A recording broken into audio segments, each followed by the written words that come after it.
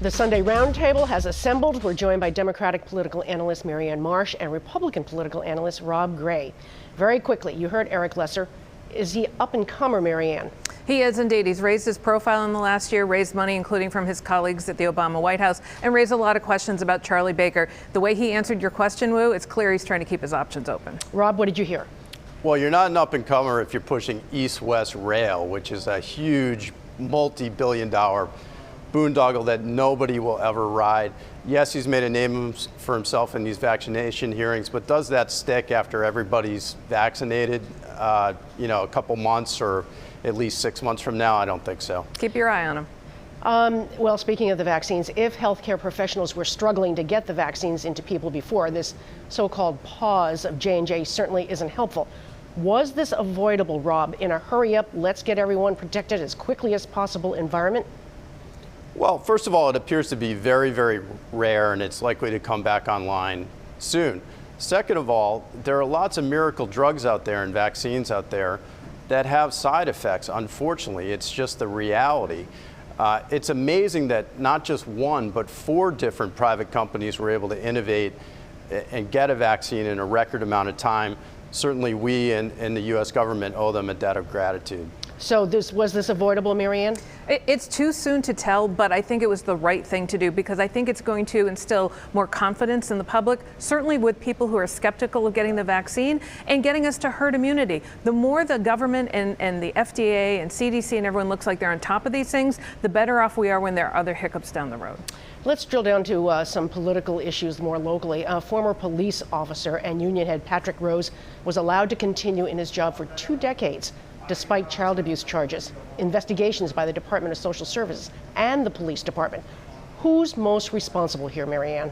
First and foremost, the Boston Police Department, for over 20 years, stood up and protected this guy from crimes they are charged to enforce. They let him off the hook. That is wrong. Whether there are mayors, district attorneys, and others, that remains to be seen. Every Boston police commissioner, going back to when he started, to Willie Gross, whose exit to this day is still sort of curious, it has to be questioned. And I think when you look at what Kim Janey's doing, it makes it harder for her now to keep Dennis White, who's facing domestic violence charges. So I think in the end, this Pandora's box has been opened. It needs to be wide open. And this is what we're finally going to do if we stay at it and get real police reform. Rob, were other agencies also responsible, other people responsible besides just the Boston Police Department? Well, I agree with Marianne that the list is very long, and it starts with the police, other cops, the union, the police brass, but it continues on up to Mayor Menino, to the Department of Social Services. Why didn't they do more?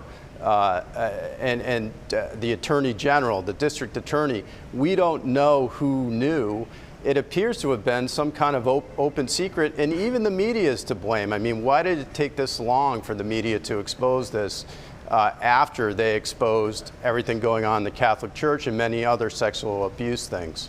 Speaking of Mayor Kim Janey, a new WBUR poll shows that Michelle Wu and Kim Janey are at the top of the list with only 165 days left before the Boston mayoral primary.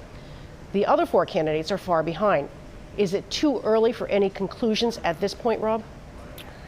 Well, undecided has the majority, basically, in this poll. And I think it goes beyond that. I think probably 75% of voters are either undecided or apt to change their mind. Nobody is really locked in on a candidate here. Many of them are unknown. Many of them are untested.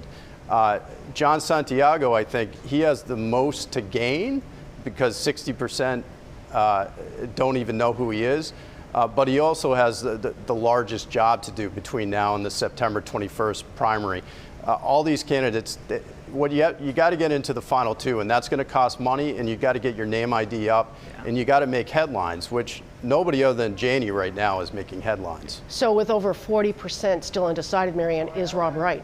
Yeah, I agree with most of what Rob said. I mean, we know who the voters know at this point, and it's still not, neither Wu nor Janey are that well known. We know who they don't know, which is everybody else, and it is a wide open race. So here we go. If you are Wu and Janey, you want to start to put this race away now. Do not wait. You want to put separation between yourself and the rest of the field. If you're everybody else and you've got money, spend it now. Buy some name recognition. Do geofenced ads with likely voters in Boston who are going to participate in September. Then get more money, get up in the polls, and then you can start to really get some traction in this race. So everyone's got the opportunity, but don't wait to spend your money. There are smart, cheap ways to spend it now and get known and get ahead in this race. Let's talk about the acting mayor. As City Council President Kim Janey called for a $40 million cut in the police budget. As acting mayor, she proposed a $4 million cut the week after a grandmother shot to death sitting on her porch. Realities of politics and governing, Marianne? Probably both. I mean, I think she's doing the right thing by trying to get more police on the streets, and she's going to do it by reducing overtime and getting people off medical leave. But I think that has to be matched by getting guns off our streets, especially from boys and young men who are killing people in this city in numbers we haven't seen in some time. And it's up to the city of Boston, the Commonwealth of Massachusetts, and the country to do that. But that's what you have to do here. And so I think she's confronted with that reality. And I'm going to give Rob credit here. He has said for weeks now, the police could be what bedevils Kim Janey. Here we are. Rob?